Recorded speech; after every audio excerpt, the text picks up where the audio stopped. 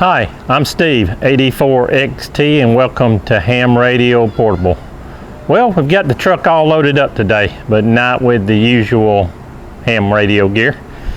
We've got rakes, shovels, blowers, coolers, all that good stuff. Today is cleanup day at the club's repeater site, and we've got a lot of brush to cut back and some work to do on the actual repeater. So I thought I might bring you along and maybe we could get a tour of the repeater while we're there. Only thing that they said was mandatory today was the work gloves. So a lot of work involved, so it's hot. It's gonna get even hotter here in Georgia, so let's head on over.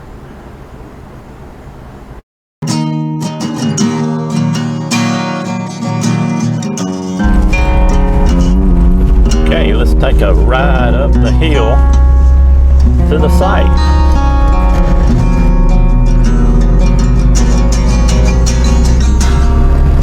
This is one of the side roads. We've already been up another hill, and this one's going up even higher.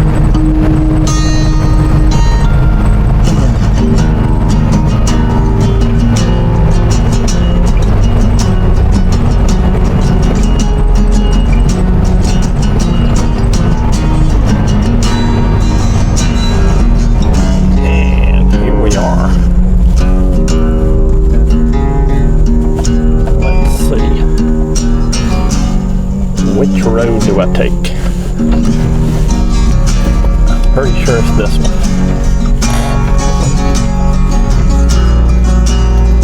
And uphill some more. You can already see some towers there. Glad I brought the truck today.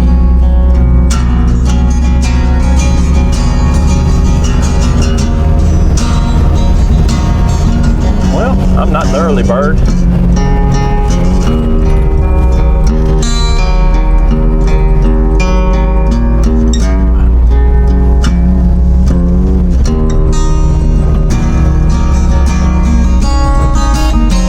And here we are at the site. This is another view from the top of the hill. You can kind of see the elevation. This is the highest point for miles around the area. So we enjoy pretty good coverage on it. Okay, we're here at the repeater site up on top of the hill, and the guys are rolling in with the equipment, and we've got our cleanup assignments. This is our repeater shack right here that our equipment is in for the club. The rest of it around here is a radio station, and our tower is right there. We're on a great hill, so 100-foot tower. And hope we get a lot of help, because they said our assignment today is that huge bush, and it is huge, and there's no telling what's in it, and it's blocking our cameras out here. We've got a lot of security cameras, so it needs to go, so we're gonna get at it. Another shot of our 2-meter antenna tower here.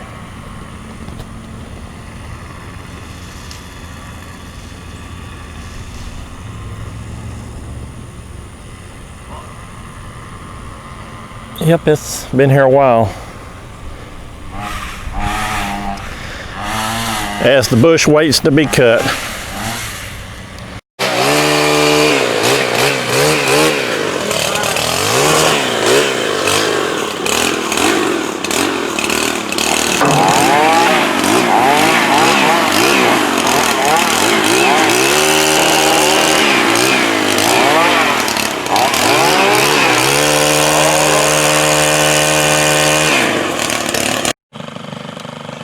And we pause to look at the progress. I don't know what this is we found on the ground. think it's some kind of antenna. Ornamental works, who knows. Back to the bush.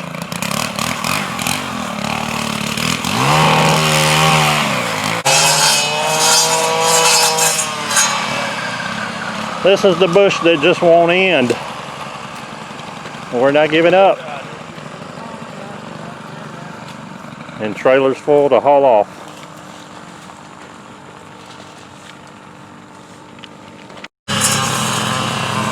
Okay, the idea here when you're cutting brush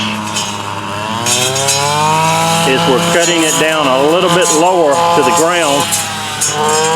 And if you come behind it with the Roundup within 10 minutes, it will go ahead and kill the rest of it. But you've got to put the Roundup on it quick. So that's what we're doing now.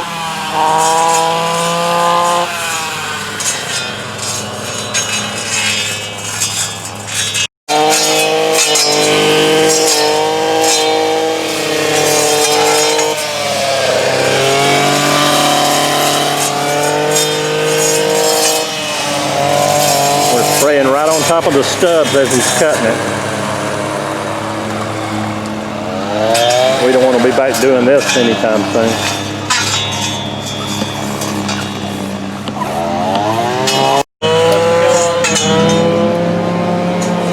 All right, what are we rigging up right here? So my problem is,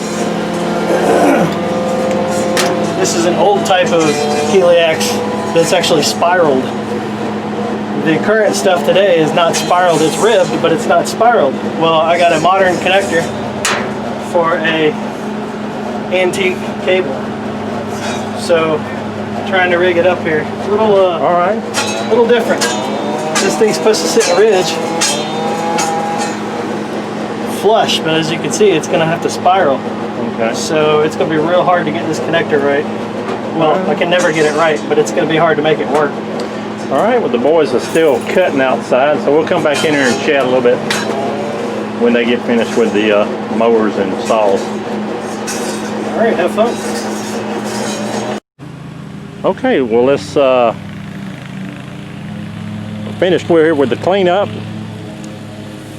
So let's go on into the shack here where all the repeater equipment is, and I'm here with Barry, AK4PY, and he's the one that does a lot of the work here.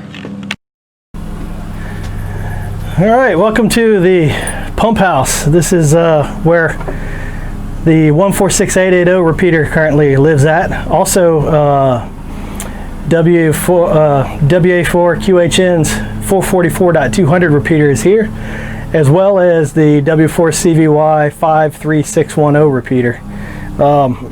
This is what you call roughing it as far as a repeater shack goes. No air conditioning, Georgia heat, Georgia summer. Honestly, I'm surprised that we don't have constant failures out here, but the machines we put out here are pretty high quality in general, and they just keep trucking along. Over here we have the 880 repeater. It's an MTR 2000 Motorola unit.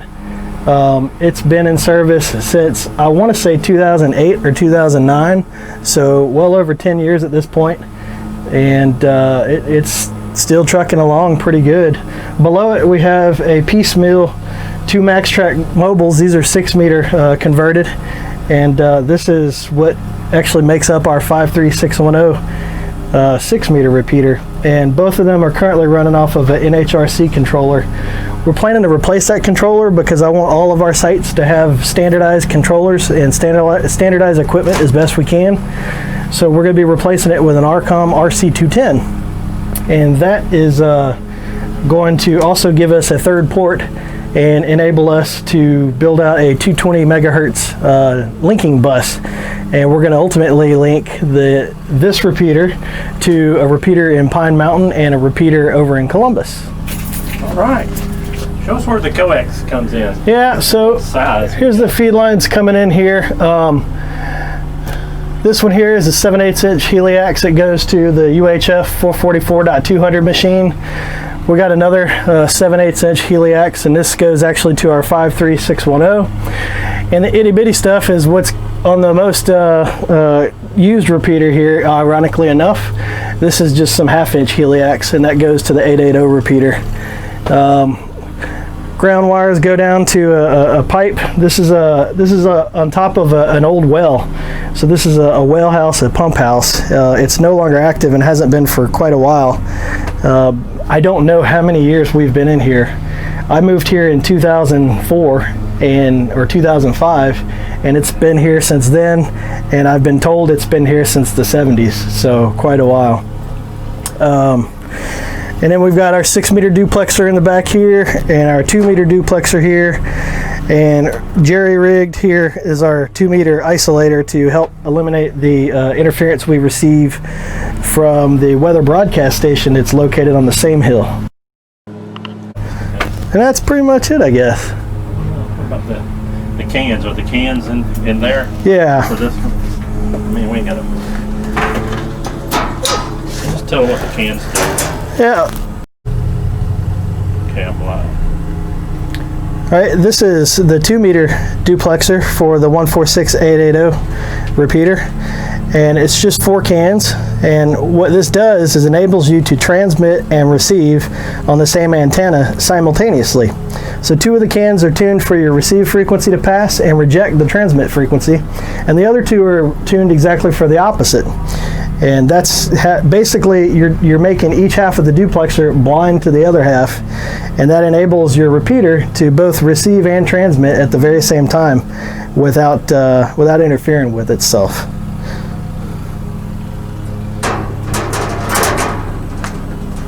Cool.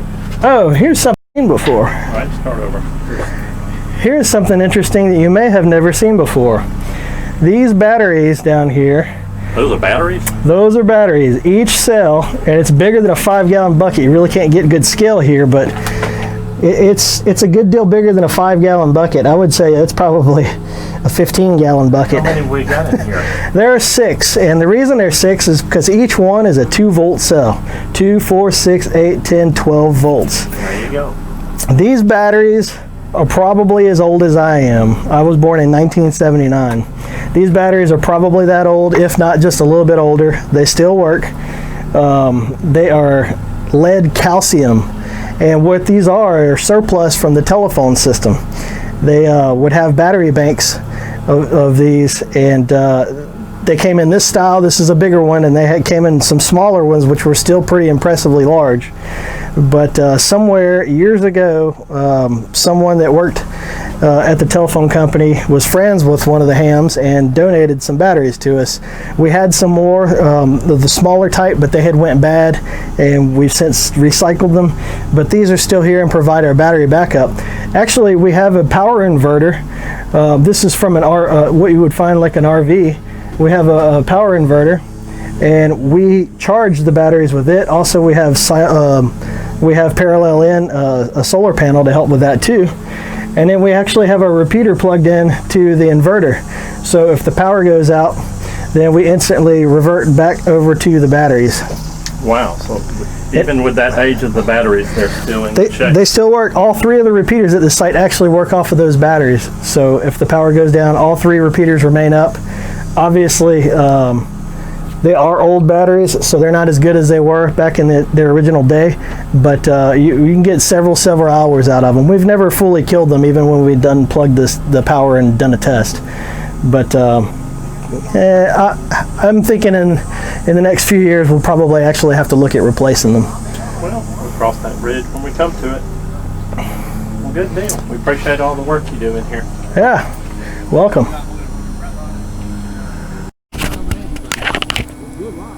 We'll call this a shot of the last man standing here, and we do appreciate all the help.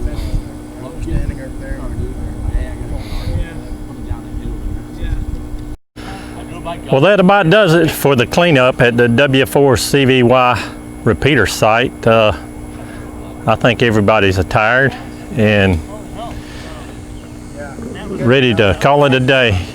But we got a lot accomplished. Remember, you may not be the one turning the screwdriver at the repeater site, but there's always a lot of extra stuff to do. And extra we had today, a lot of grass cutting. So if you liked it, don't forget, subscribe, like, I'd appreciate it, and we'll see you again on the next video. 73, everybody. As I was crossing over the river this morning, I got the idea, hey, most people may not realize that Columbus is on the border of Georgia and Alabama, separated by the Chattahoochee River. Yeah, the same Chattahoochee River that I think Alan Jackson sang a little song about. And they also have a urban whitewater course on this river, supposed to be one of the largest on the east of the Mississippi, I believe. Let's go look on the other side here. This is the other side of the bridge, and this river is regulated by the dam up above as far as the water level. This is kind of a medium level today, and you've got class 2, 3, and sometimes up to class 4 whitewater rapids in the river. And there's a whitewater company here on site. You can see them standing on that island there. And yeah, urban whitewater right here in Columbus, Georgia. Let's see if I can get down there and take a closer look. Okay, where I'm actually standing is like an island, so the rafters can go down this. This is the last rapid before the takeout. There's one in the water. And they can circle all the way back around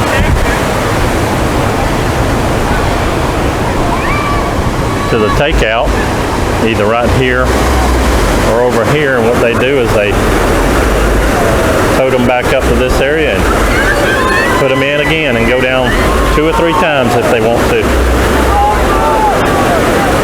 Okay, today is an extra bonus today. My son is actually a guide with this river outfitter. This is his part-time job during the summer. He's in this raft right here in the green helmet in the back. Let's see how he does.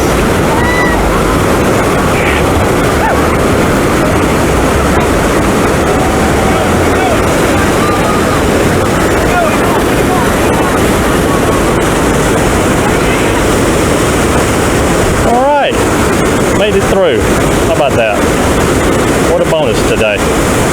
Thought I was just gonna give you a shot of the river.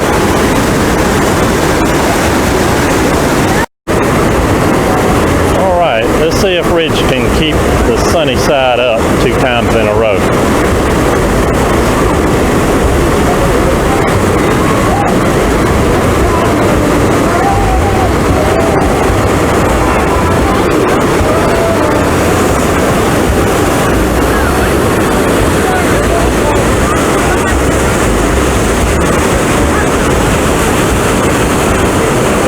Very good.